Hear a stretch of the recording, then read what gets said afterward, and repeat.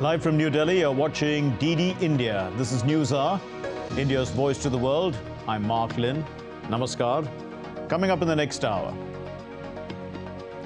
Prime Minister Narendra Modi launches the Diamond Jubilee year of the Supreme Court of India, and he says ease of justice is the right of every Indian citizen, and the Supreme Court of India is its medium.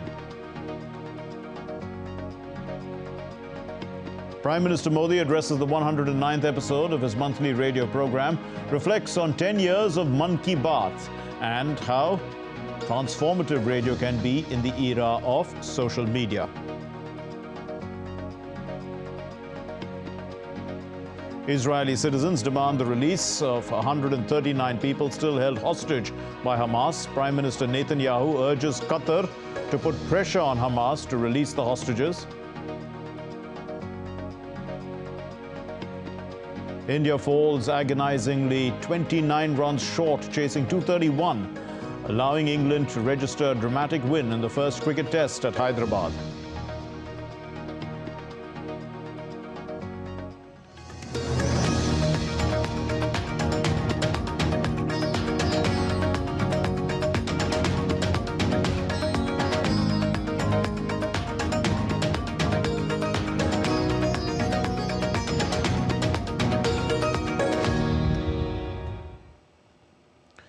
India's Prime Minister Narendra Modi inaugurated the Diamond Jubilee celebration of the Supreme Court of India on Sunday at the Apex Court Auditorium.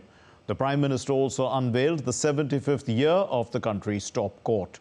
Prime Minister launched the Digital Supreme Court Reports, the Digital Courts 2.0 and the new website of the Supreme Court. Let's look at this report. The Supreme Court of India begins its 75th year. It was on this day in 1950 that the Supreme Court replaced the Federal Court of India and the Judicial Committee of the Privy Council. Prime Minister Narendra Modi inaugurated the Diamond Jubilee celebration of the Apex Court and also launched a few citizen-centric technology initiatives of the Supreme Court. These include Digital Supreme Court Reports, Digital Courts 2.0 and a new website of the Supreme Court. The Prime Minister emphasized the government's priority in making the Supreme Court accessible to the remotest parts of the country. देश की पूरी न्याय व्यवस्था supreme court के दिशा निर्देशों और मार्गदर्शन आपके गाइडेंस पर निर्भर होती है। ये हमारा कर्तव्य है कि इस कोर्ट की एक्सेसिबिलिटी भारत के अंतिम छोर तक हो और इससे हर भारतीय की आवश्यकताएं पूरी हो सके। इसी सोच के साथ कुछ समय पहले ई कोर्ट मिशन प्रोजेक्ट के तीसरे चरण को स्वीकृति दी है। Prime Minister Modi also highlighted the government's initiative in abolishing outdated colonial criminal laws and introducing new legislations such as the Bharatiya Nagrik Suraksha Samhita, Bharatiya Nyaya Samhita and Bharatiya Sakshya Adhiniyam. He stressed that the transition from old laws to new ones should be seamless and expressed happiness at capacity building initiatives to facilitate this transition. अमृत काल के हमारे कानूनों में भारतीयता और आधुनिकता की समान भावना दिखनी भी उतनी आवश्यक है। वर्तमान की परिस्थितियां और बेस्ट प्रैक्टिसेस के अनुरूप सरकार भी कानूनों को मॉडर्नाइज करने पर काम कर रही है। पुराने कॉलोनियल क्रिमिनल लॉज को खत्म करके सरकार ने भारतीय नागरिक सुरक्षा संहिता, भारतीय न्याय संहिता और भारतीय साक्ष्य अधिनियम की व्यवस्था शुरू की है। इन बदलावों के कारण हमारे लीगल, पॉलिसिंग और इन्वेस्टिगेटिव सिस्टम ने नए दौर में प्रवेश किया है। Chief Justice of India, D.Y. Chandrachud, also highlighted the advancements made to facilitate a tech-savvy judiciary. He spoke of a quadrangle of transformation and a future using cloud technology to make everything accessible at the click of a mouse. Together, e-filing, digitization, paperless courts, and e-office constitute the golden quadrangle of transformation within whose enabling perimeter the Supreme Court of India is set to uplift the experience of everyone who is either a part of the judicial system or who comes into contact with it. Chief Justice Chandrachud highlighted the need for the court to look inward about long vacations and adjournment culture, reducing lengthy arguments and creating a level playing field for all professionally. The Prime Minister's speech was being translated into English in real time using AI through the Bhashini app. PM Modi hoped that such interventions could be used more extensively to expand their horizons. India's Law and Justice Minister Arjun Ram Meghwal, judges of Supreme Court, the Attorney General of India, President of Supreme Court Bar Association and Chairman of Bar Council of India were among important dignitaries present on the occasion. Bureau Report, DD India. In his Mann Ki Baat address, India's Prime Minister Narendra Modi praised the Election Commission of India for its continuous efforts to strengthen democratic values in the country. He addressed the increase in voter turnout. In fact, he talked about this, and he said that it reflects the growing faith of people in democratic values.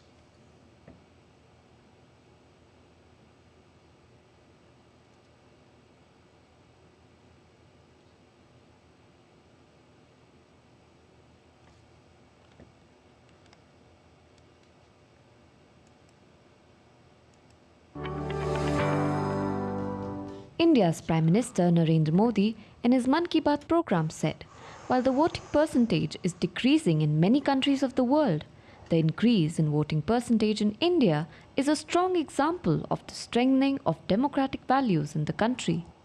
आज देश के लिए उत्साह की बात ये भी है कि दुनिया के अनेक देशों में जहां वोटिंग परसेंट कम हो रहा है, भारत में मतदान का प्रतिशत बढ़ता जा रहा है। 1951-52 में जब देश में पहली बार चुनाव हुए थे तो लगभग 45% वोटर्स ने ही वोट डाले थे। आज ये आंकड़ा काफी बढ़ चुका है। देश में न सिर्फ वोटरों की संख्या में वृद्धि हुई है, बल्कि टर्नआउट भी बढ़ा है। हमारे युवा वोटरों को रजिस्ट्रेशन के लिए ज़्यादा मौके मिल सके, इसके लिए सरकार ने कानून में भी परिवर्तन किया है। मुझे ये देखकर भी अच्छा लगता है कि वोटर्स के बीच जागरूकता बढ़ाने के लिए सामुदायिक स्तर पर भी कई प्रयास हो रहे हैं। कहीं लोग घर घर जाकर वोटर्स को मतदान के बारे में बता रहे हैं, कहीं पेंटिंग बनाकर, कहीं नुक्कड़ नाटकों के जरिए युवाओं को आकर्षित किया जा रहा है। ऐसे हर प्रयास हमारे लोकतंत्र के उत्सव में अलग-अलग रंग भर रहे हैं। India's Prime Minister Modi also urged country's first-time voters to get their names added to the voter list. PM Modi also said that young voters will play an important role in shaping the future of the country. Bureau Report, DD India. India's Prime Minister Narendra Modi in his 109th Mann Ki Baat radio program also highlighted India's progress in sports, mentioning recent events like the Khelo India Youth Games and the Beach Games in Diu. Now, he encouraged the youth to actively participate in sports, stressing on its positive impact on the nation's sporting prowess.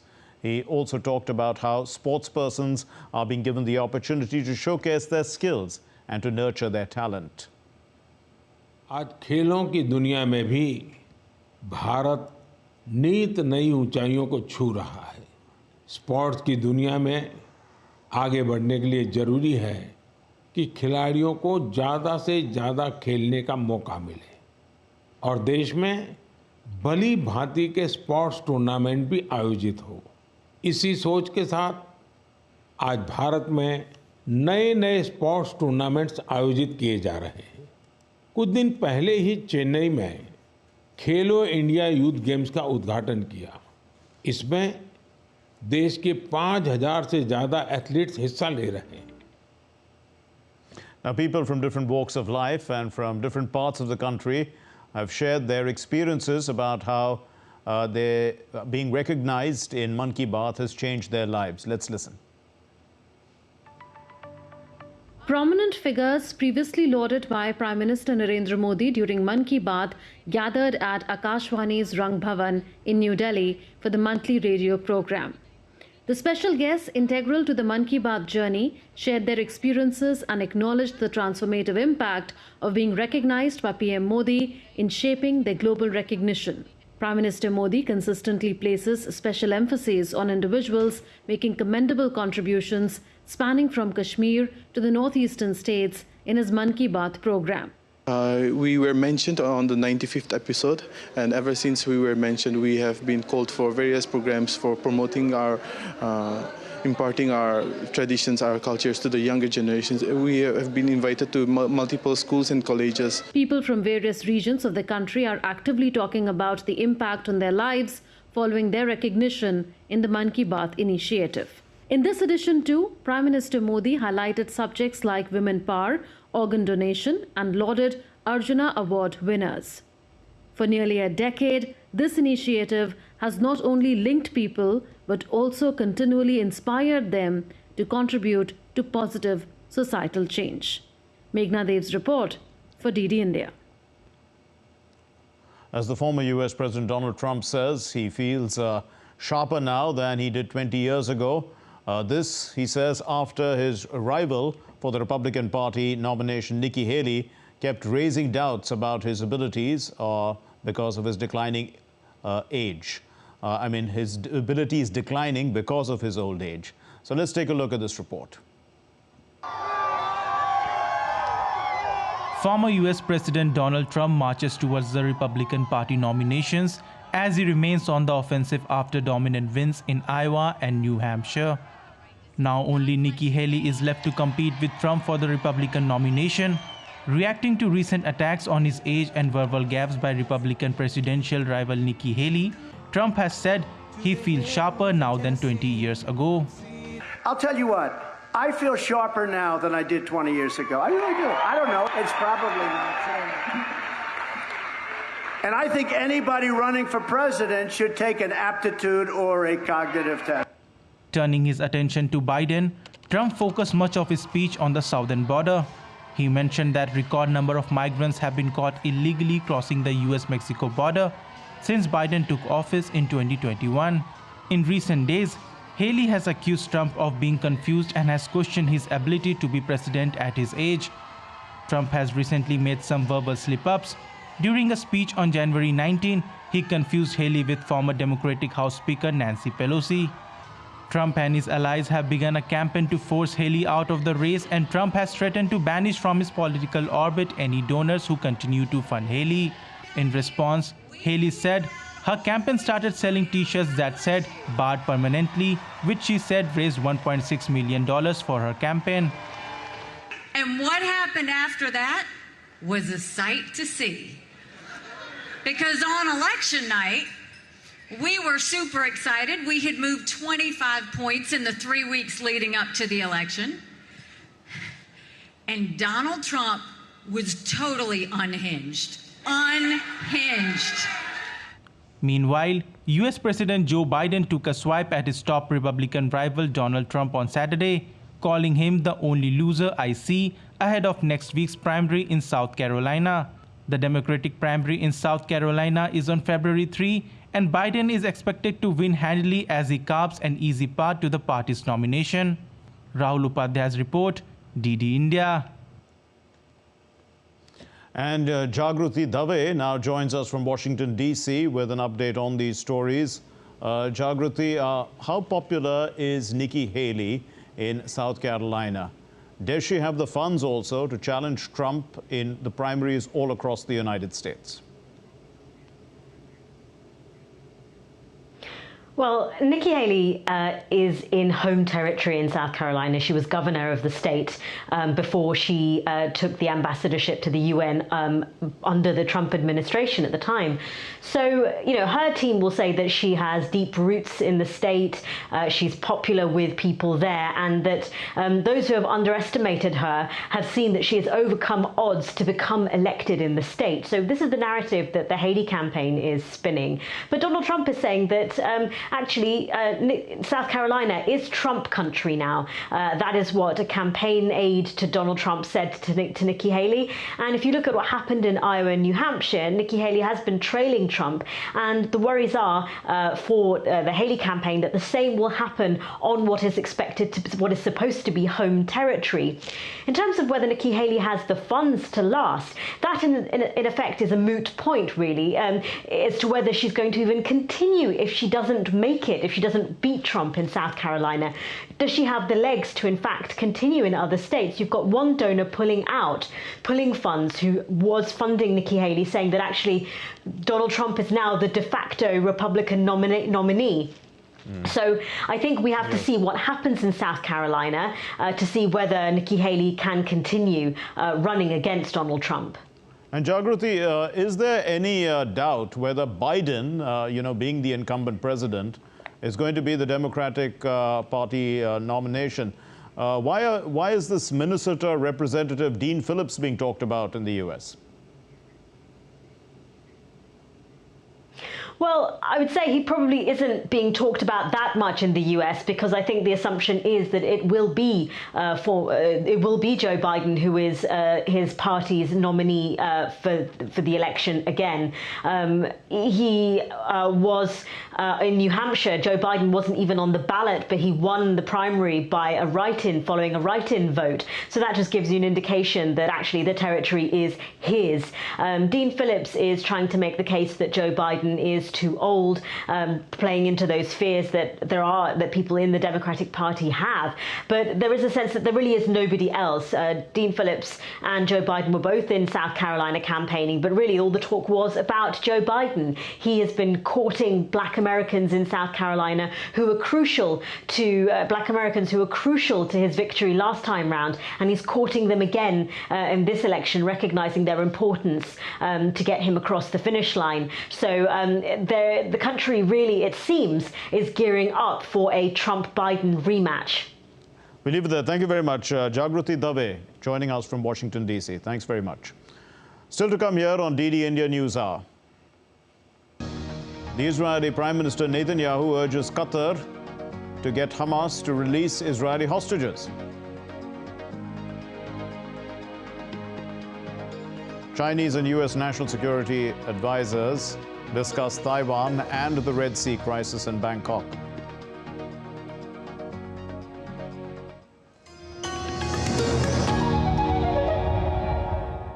World that never stops, where information shapes our reality. One app stands out, helps you stay ahead of time. Introducing the DD India app, your gateway to a world of news right at your fingertips. Your most trusted source of news goes global, goes digital. Explore a world of options, top stories, live updates, in-depth analysis, and more. Stay informed wherever you are. Real-time alerts keep you ahead of the curve always. The DD India app, connecting you to the world, one story at a time. Download now and explore the world of knowledge, insights, and authenticity.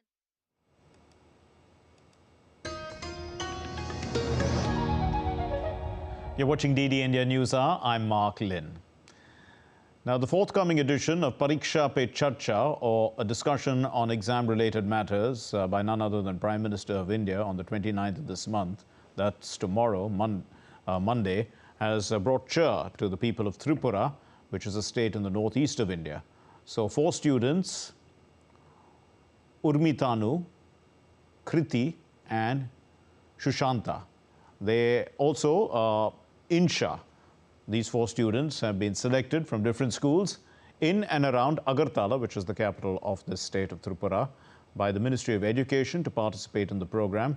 And they've expressed their gratitude to Prime Minister Narendra Modi as well as to the Ministry of Education for them being selected and also for providing them with a platform. I have been selected from my government portal. There I have actually given a question to ask Sri Narendra Modi ji. And from that basis, I have been selected from the weightage of the question. I'm very much happy and I'm very much excited too, as I'll get to know many types of peoples from across India. And it's an opportunity for me to discover myself also in a way. At first, I am very happy as well as excited. The Ministry of Education have given me this opportunity to represent our beautiful state, Tripura. How I can reduce my stress before examination and how to prepare myself before for the examination. Well, a mesmerizing performance of the Ramayana, known as Ramakien, in Thailand was held as part of India's Republic Day celebrations in Thailand.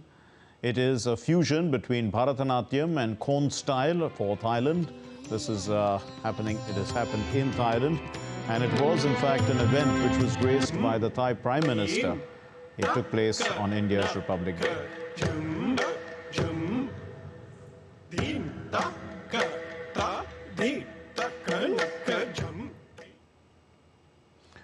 The Israeli army engaged in intensive battles with Hamas in Khan Yunis, where the troops eliminated the terrorists as well as located large numbers of weapons. Meanwhile, at a press conference, the Israeli Prime Minister urged Qatar to put pressure on Hamas to release the hostages. And also, Israeli demonstrators staged a protest on Sunday. They demanded a halt to aid that was being given to Hamas until the release of all hostages. Let's look at this report. As fighting between Israel and Hamas raged across Gaza, the Israeli army released a video on Sunday that showed airstrikes on Hamas terrorist infrastructure in the Gaza Strip. Israel's military engaged in intensive battles in Khan Yunis, where troops eliminated terrorists and found large quantities of weapons. Israeli Prime Minister Benjamin Netanyahu stepped up public pressure on Qatar to bring about the release of Gaza hostages on Saturday. He said that Qatar should leverage its influence on Hamas.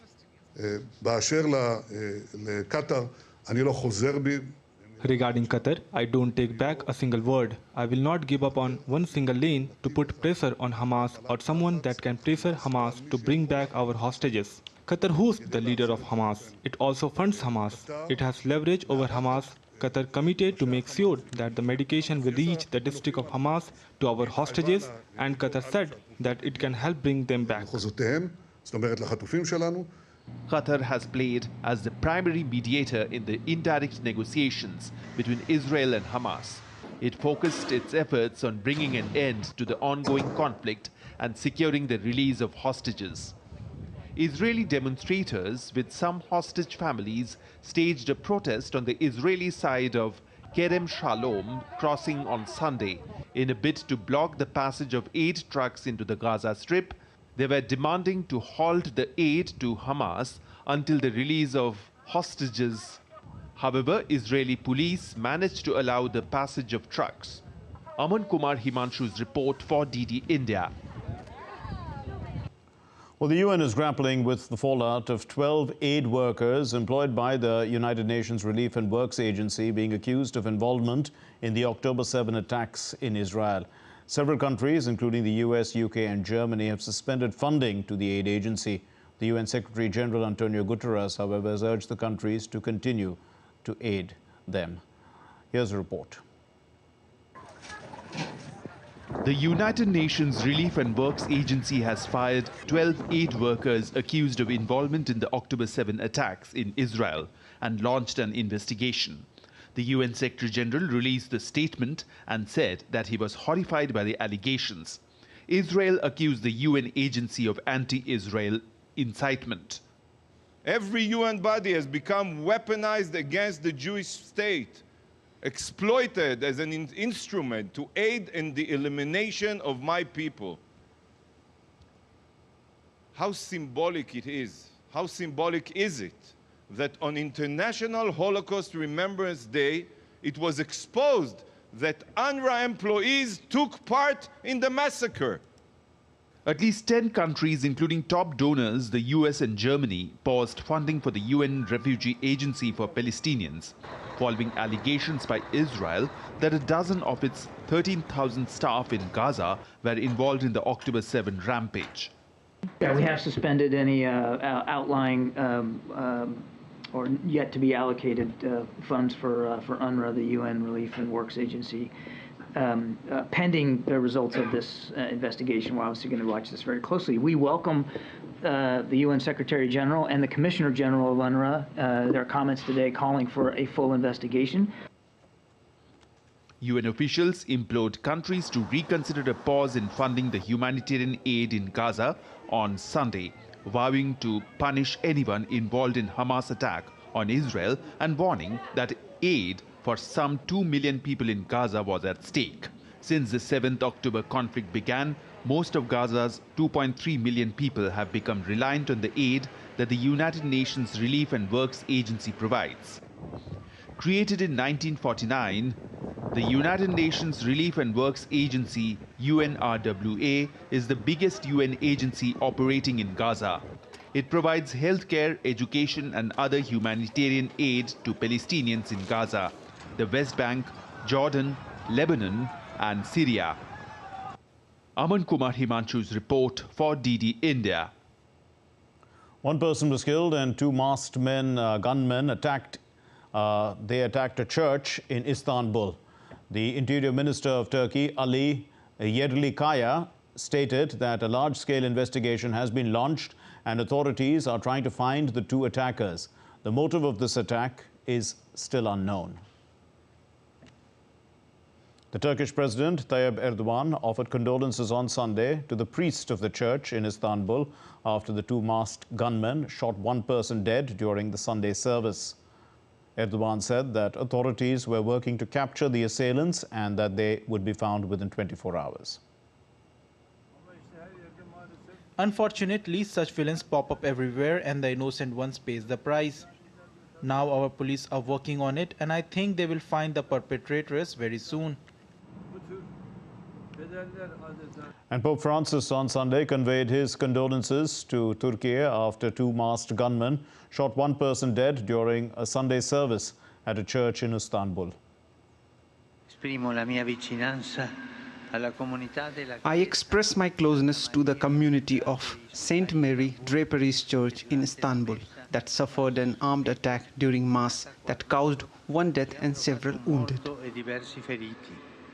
Well, thousands of demonstrators turned out in Munich on Sunday.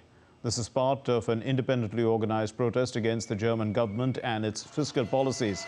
The protest ran under the motto, "Hand in Hand for Our Country," and called for more government help for small and medium-sized businesses. Many at the protest were also against money being spent on Ukraine.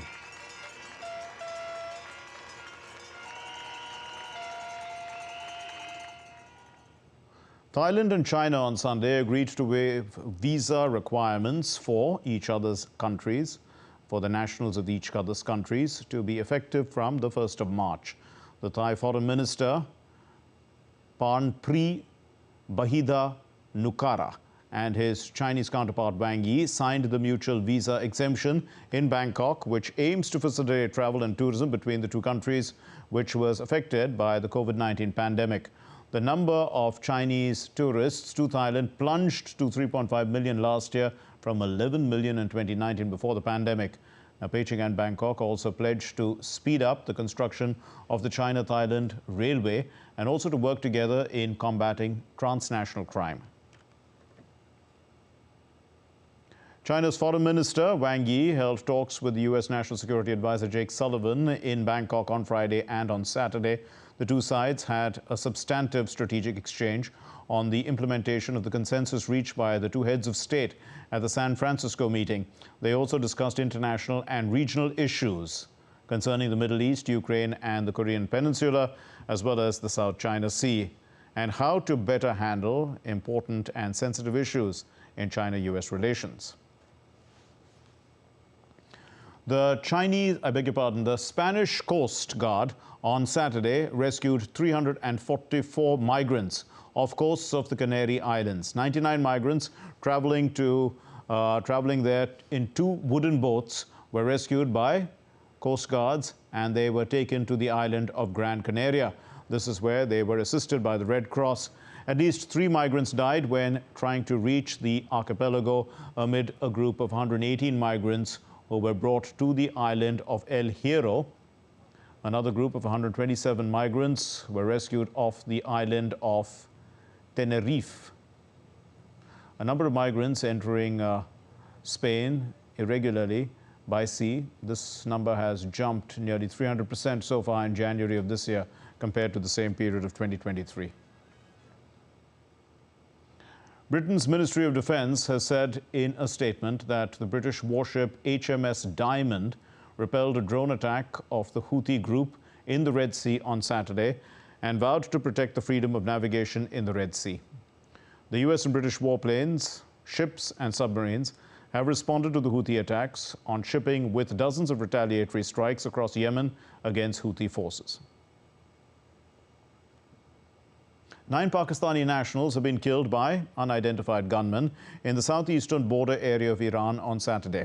Relatives mourned the deaths of their loved ones amid efforts by the 2 countries to mend ties after the recent tit-for-tat attacks. The shooting occurred ahead of the planned visit of the Iranian Foreign Minister Hossein Amir-Abdollahian to Pakistan on Monday.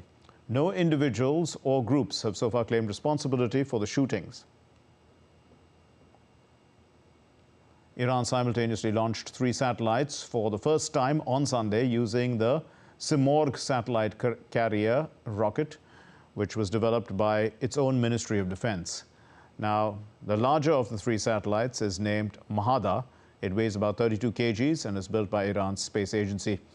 It is meant to test the accuracy of the Simorgh rocket in delivering multiple cargoes to space.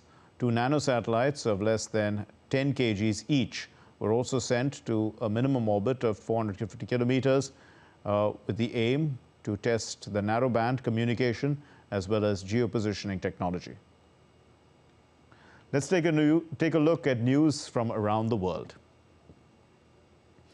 Thousands of Cubans lit up the Havana night sky as President Miguel Diaz-Canel and the former leader, Raul Castro, they led the traditional march of torches to commemorate the 171st anniversary of the birth of the national hero, José Martí. Now, José Martí, he died in combat during Cuba's Second War of Independence in 1895. The world's largest cruise ship, the Royal Caribbean's Icon of the Seas. It set sail on its maiden voyage from Miami to the United States. Around 1,200 feet vessel with a capacity of nearly 10,000 passengers departed from the port of Miami to embark on a 7-day itinerary around the eastern Caribbean regions. The Venice Carnival kicked off the annual boat race, or parade in fact, in Venice on Sunday as tourists lined the city's Canal Grande. This is to watch the noisy and colorful flotilla sail past. The carnival began centuries ago as a period of excess before the 40 days of fasting that traditionally precedes Easter, which is called Lent. 2 climate change activists hurled soup at the protective glass in front of the world-famous Mona Lisa painting in Paris's Louvre Museum on Sunday. Video footage showed 2 women flinging red soup at Leonardo da Vinci's masterpiece to gasps from onlookers. Still to come here on DD India News Hour. We'll discuss how the courts are being revolutionized by technology. It's the Diamond Jubilee year of the Supreme Court.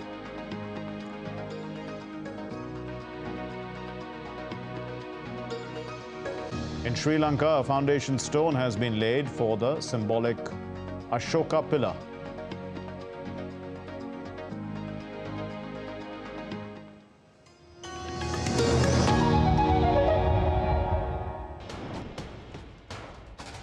Wherever news breaks, whatever it takes. Connecting corners, cutting across continents. Stories that matter from across the globe.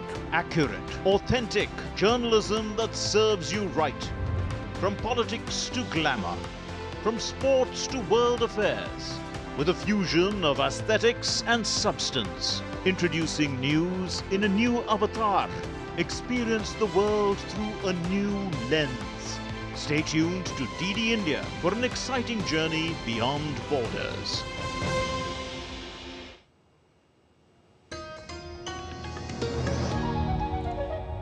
You're watching DD India News Hour. I'm Mark Lynn. Here's a recap of our main stories. Prime Minister Narendra Modi launches the Diamond Jubilee year of the Supreme Court of India and says ease of justice is the right of every Indian citizen. The Supreme Court of India is its medium. Israeli citizens demand the release of 139 people still held hostage by Hamas. Prime Minister Netanyahu urges Qatar to put pressure on Hamas to release the hostages.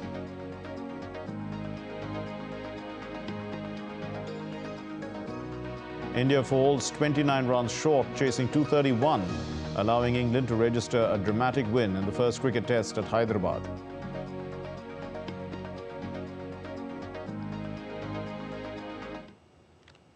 And returning to our story now on the Diamond Jubilee year of the Supreme Court, we are joined by Aman Sinha, Senior Advocate of the Supreme Court. Mr. Sinha, thank you for being with us. Prime Minister Thank you, Mark. said that, Prime Minister said ease of justice, it's the right of every citizen. So how far or close are we to this ideal? You're absolutely right, Mark. Prime Minister Narendra Modi ji, while inaugurating the Diamond Jubilee celebrations of the Supreme Court, emphasized on the need for having ease of justice. In fact, he stated that ease of justice is right of each and every citizen of the country. And he also mentioned that Supreme Court is an important medium to access that ease of justice for all the citizens of the country.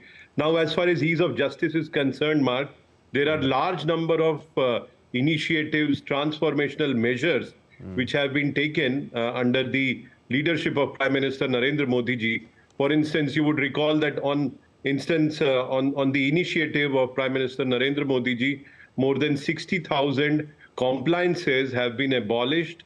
The burdens which were there on citizens, they have been absolutely done away with. Secondly, Mark, more than 2,000 obsolete legislations, which were legacy of our colonial past, they have been also quashed and they have been omitted from our statute books.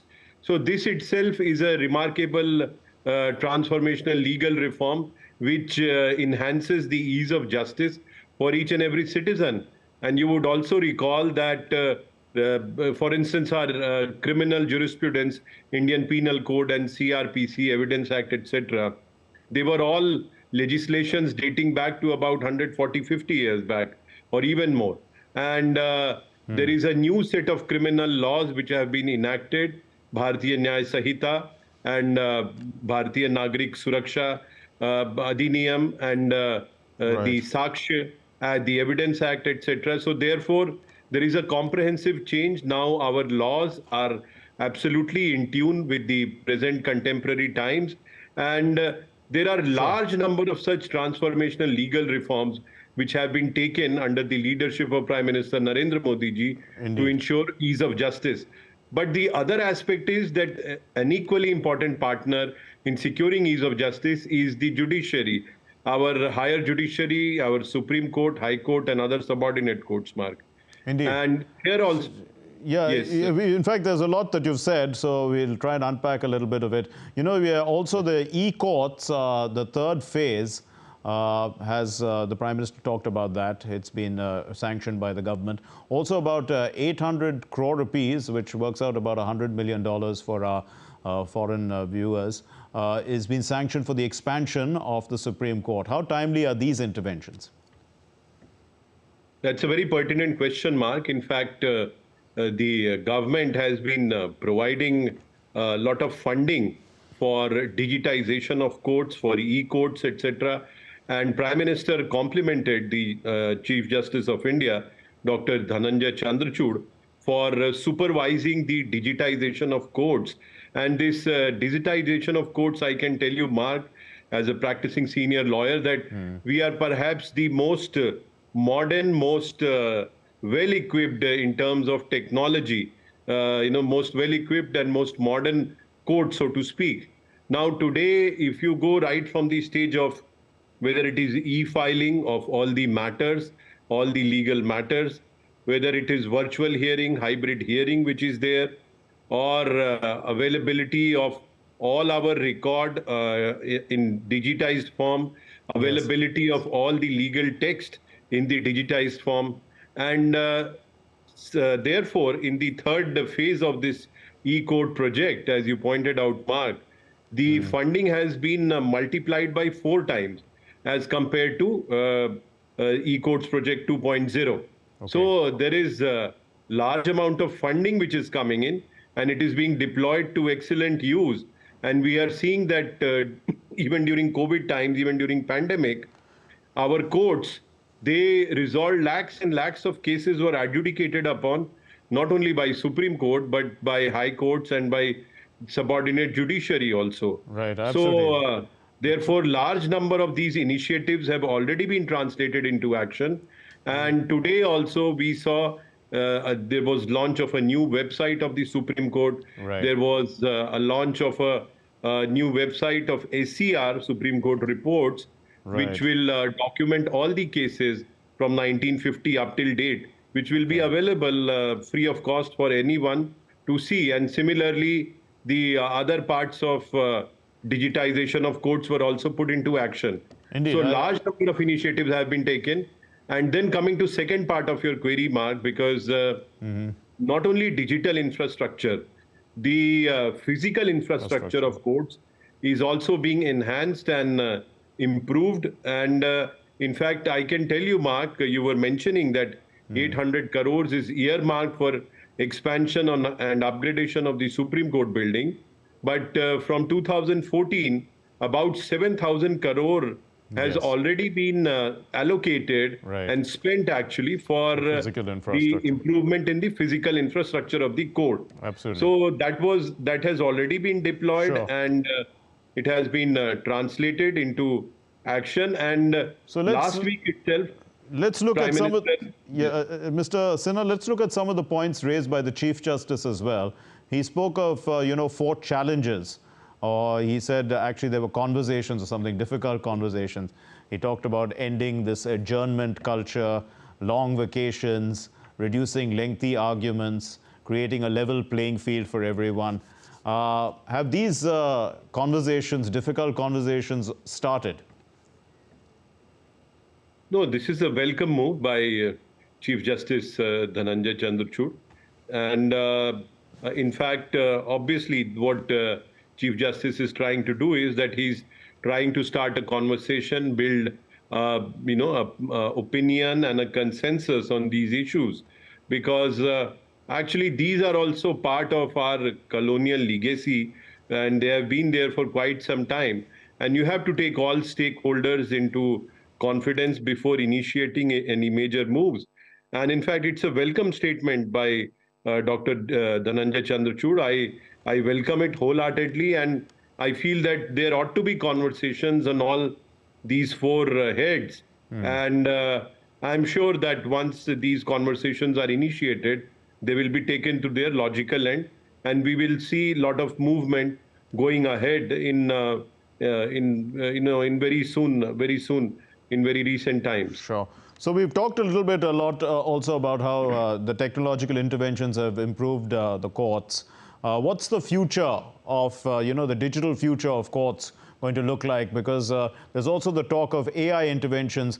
I think the Chief Justice was talking about already in some motor vehicle cases or something, AI is already being used in some form. Do you see it becoming easier for the judiciary, easier for people like you arguing cases before the court? As far as argument is concerned, there is not too much intervention of artificial intelligence. you would also perhaps concede that human intelligence any day is superior to artificial intelligence.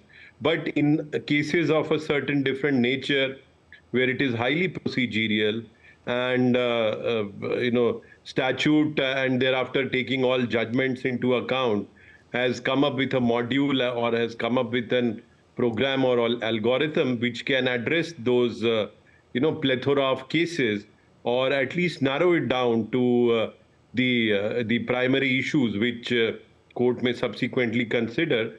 So there AI is being used, and that's a welcome move. That apart, as the Prime Minister was speaking today, at the same time, simultaneously, we had translation in English. Yes. That is also a part of AI, artificial intelligence. So there, AI can certainly play a part. Supposing if a person is not very conversant with a particular language or with the English language, maybe he can argue in another language and it can be translated simultaneously. So there are several such moves which are under consideration, and these are all welcome moves, and a lot of them are being explored. And certainly, therefore, I stated to you that the Indian judiciary today is the most modern and in terms of technology, the most modern and up-to-date judiciary, which has seamless e-court and digitization all across the board. Fact, And yes. We're all watching it also on, initiatives which have been on taken. all the YouTube channels and things like that. It's all visible. So we are seeing how the courts are already functioning, or not much paper involved, everyone with, digital instruments. It seems like we are in, already in that stage where technology has clearly taken over and speeding up justice. Thanks very much, Mr. Aman Sinha. Yeah, you want to say something? Go ahead. Yeah. No, I just wanted to mention, Mark, that large number of these reforms have been, they have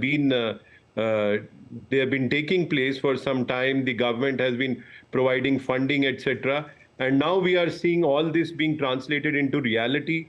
And this is what ease of justice is all about. And this is what Prime Minister emphasized. So government on its own is taking several landmark initiatives, several transformational legal reforms to ensure ease of justice. Yes. And it is also supporting, enabling and funding such progressive projects by the judiciary to ensure ease of justice. And together, I'm sure the government of India and the judiciary together will certainly make ease of justice more accessible and enhance it for each and every citizen of the country, Mark. We leave it there. Thank you very much, Mr. Aman Sinha, Senior Advocate of the Supreme Court. Thanks very much for joining us. Thank you. Now, the Janata Dal United's President Nitish Kumar has taken oath as the Chief Minister of the Indian state of Bihar yet again. Now, this is after the BJP-led NDA bloc has taken in the JDU as well. So, Nitish Kumar took oath for the 9th time as the Chief Minister of Bihar, hours after he resigned as the Chief Minister because he was the Chief Minister of an earlier coalition, which was the RJD-JDU coalition government. The BJP National President J.P. Nadda was present at the oath-taking ceremony of Nitish Kumar. Along with Nitish Kumar, 2 Deputy Chief Ministers from the Bharatiya Janata Party, Vijay Sinha and Samrat Chaudhary, took oath in the capital of Bihar, which is Patna. The Indonesian naval vessel KRI France Kaisipo undertook a dramatic visit to Kochi on January 25 and 26. Upon its arrival, the ship received a customary reception orchestrated by the Indian SNC Naval Band. Throughout its stay in Kochi, the vessel engaged in meaningful professional exchanges, cross-deck visits, and also showcased training simulations.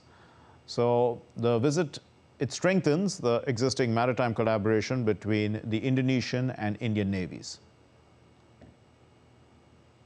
In a momentous ceremony, the High Commissioner of India to Sri Lanka, Santosh Jha, laid the foundation stone of what appears to be a symbolic Ashoka pillar. So that's what it's going to be. It's at the Vasca Dube Sri Subhuti Mahaviharaya. This pillar, it signifies Buddhist teachings. It honors the emperor's role, Emperor Ashoka, in spreading Buddhism to the island nation, and it strengthens the people-to-people connections. The project, entrusted to the Sri Lankan artisans, it aims at showcasing the rich cultural ties between India and Sri Lanka. Stone laying ceremony of this pillar in Sri Lanka is a true reflection of the civilizational old linkages between our two countries. Many of our Sri Lankan friends consider Buddhism as the greatest ever gift they got from India. Well, still to come here on DD India News Hour. India is pipped to the post by England as Hartley banks 7 after Pope hits 196. West Indies win a thriller against the world champions Australia. Shamar Joseph's 7-4 brings back memories of lethal Windies pacers. And Sinner makes Medvedev wait still longer as the Russian loses his 3rd Australian Open final.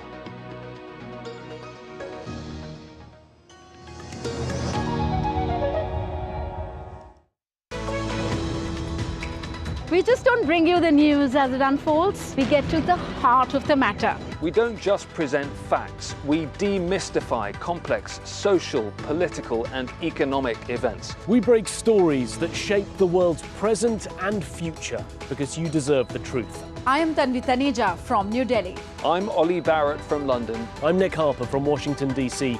Join us on DD.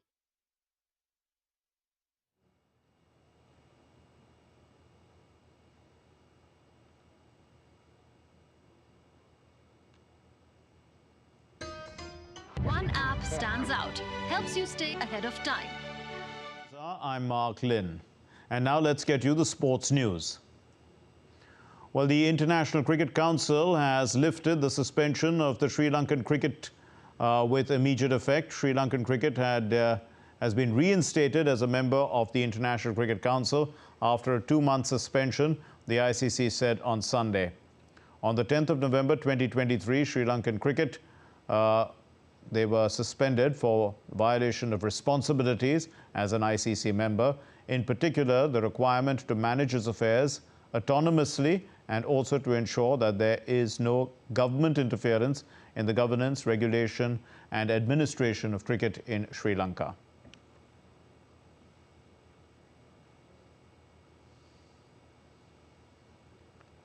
Italy's Yannick Sinner scripted history and the world number 4 crowned himself as the new Australian Open singles champion on Sunday. Sinner defeated the world number 3, Daniil Medvedev, in an epic 5-set thriller, 3-6, 3-6, 6-4, 6-4, 6-3 at the Rod Laver Arena in Melbourne. Sinner came from behind to defeat Medvedev after Medvedev took the first 2 sets. This was Sinner's first Grand Slam title. The first time champion in Melbourne was guaranteed after Sinner moved into the first major final by knocking out the 10-time champion Novak Djokovic in the semi-finals.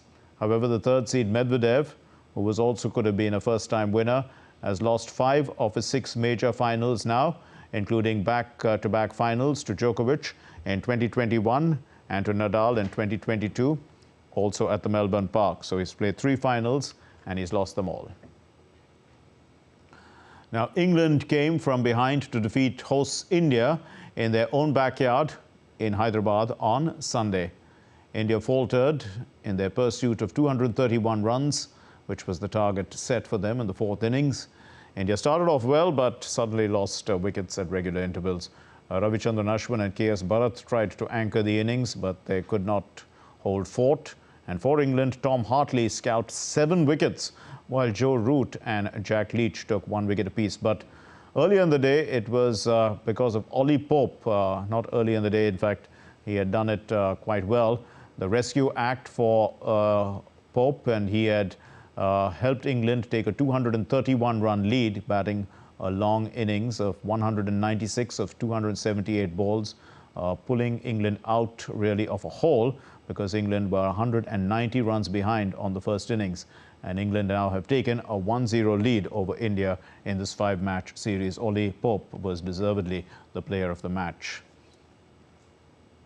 Now, Shamar Joseph registered another 7-wicket haul, this time a West Indian, as the West Indies defeated Australia by a close margin of 8 runs in the second test of the 2-match series, chasing 156 on day 4.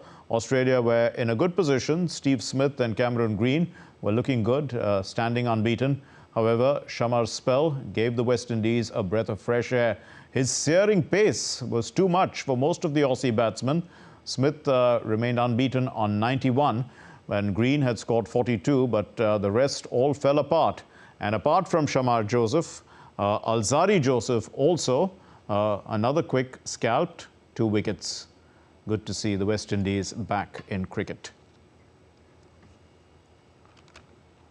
The Special Olympics Bharat National Floorball Championship 2024, it kicked off today in Delhi. The president of the Special Olympics Bharat, Dr. Mallika Nadda, highlighted how championships like these contribute to building a more inclusive society.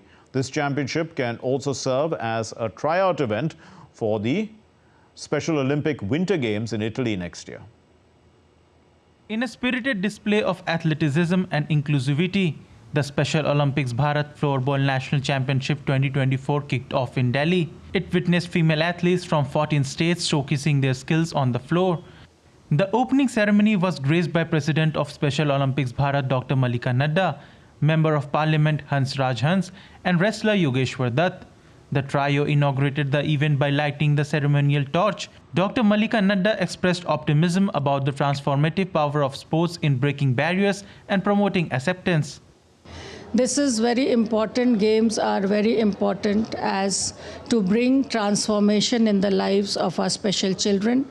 And through these games and through unified team efforts, we are able to include them in the mainstream.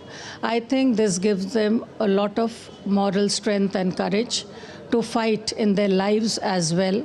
And we are all there to support our special athletes and to include them in the mainstream of the society. The championship promises to be a moral booster for the participating special athletes. Floorball, a variant of floor hockey, involves a team of 5 players and a goalkeeper. It showcases teamwork, skill and strategic gameplay. This championship will also serve as a preparatory event for the Special Olympic Winter Games in Italy next year. Narayan Singh's report, DD India. Rajasthan swimmer Yug Chalani bagged the gold medal, which is his 5th gold medal at the national event. Yug shared his journey and experience at this national event. Let's listen. Rajasthan's Yug Chalani, who bagged 3 gold medals in the last edition of Khelo India Youth Games, has started his stint at this edition also with a gold medal. Many congratulations to you, Yug. Thank you, ma'am. This is your first goal of this event. How many are you planning now? I'm going for the 5th gold medal on the last day of the event. So I'll take the 5 gold medals. Great. That is really amazing. Yug, when we talk about your journey, how does that started? After the lockdown, there was not much practice in Rajasthan, so I just shifted to Bangalore in Dolphin Academy to train with Niyar sir. So I started my new journey with them. What has been your biggest achievement so far? I clinched 5 gold medals in 2023 Junior Nationals, and now I am aiming for 5 goals in this event also.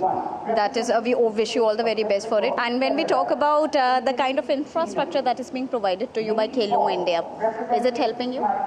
Yeah, it's helping. And the scheme, because you must be there under the Khelo India scheme, you've got so many gold medals. How important this scheme is for a player? Yeah, it's a very important scheme for the low profile players to help them to perform well in their future. And whom are you going to dedicate your medal? We saw your mother is also here with you. Yeah, my mother and my coach. And who's your biggest inspiration? Leon Marshall. All right, we wish you. Well, that's all we have in this edition of DD India News Hour. Let's know your thoughts on the news of the day. Connect with us on Facebook, X, formerly known as Twitter, and Instagram. We'll be back with more news as it breaks here on DD India. My name is Mark Lynn. From all of us here, thanks for watching DD India News Hour. Namaskar.